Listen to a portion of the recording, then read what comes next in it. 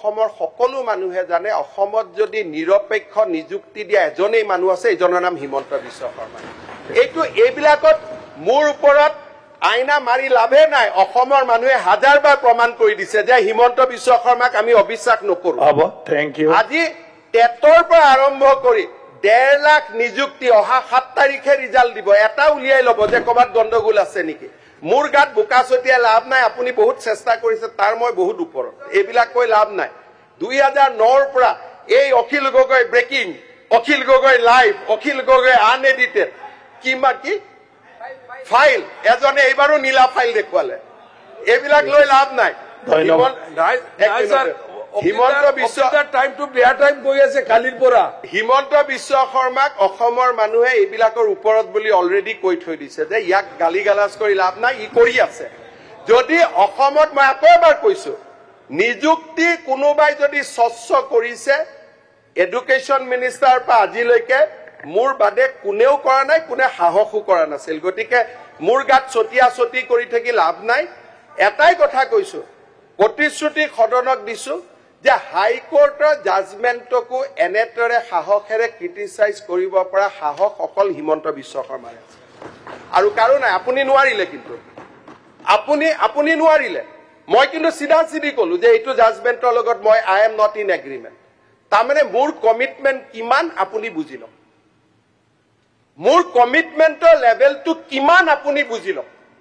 আপুনি ডেট কেইটা গাই দিলে আৰু দুখটো আমাৰ গাত আনিলে কিন্তু আপুনি এইটো কথা নকলে যে হাইকোৰ্টে অলপ দেৰি অপেক্ষা কৰিব লাগিছে কাৰণ আপোনাৰ বেইলৰ কেছ আছে মোৰটো কেছ নাই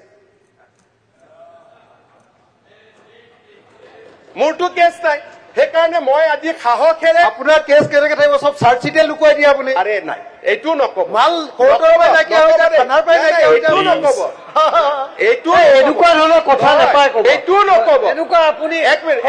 মিনিট চাৰ্জচিট লুকুৱাটো আপোনালোকে যিমান অপভংশ কৰে কোনেও লুকুৱা নাই গুৱাহাটী হাইকোৰ্টে নাই মই শুনি লওক ভুল প্লিজ আপুনি এটা কথা আপুনি বেলেগ বস্তু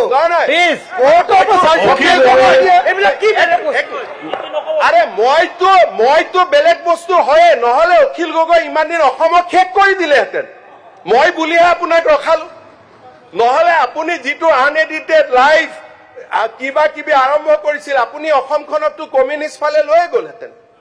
আৰু আপুনি মোক অদ্ভুত বস্তু বুলি ক'বই লাগিব আজি আপুনি চিন্তা কৰক ইয়াত যদি মই নাথাকিলোহেঁতেন ইয়াততো আপুনি থাকিলেহেঁতেন আৰু আপোনাৰ কাৰণে মই বস্তু হয়ে আপোনাক যদি কোনোবাই ৰখাই দিলে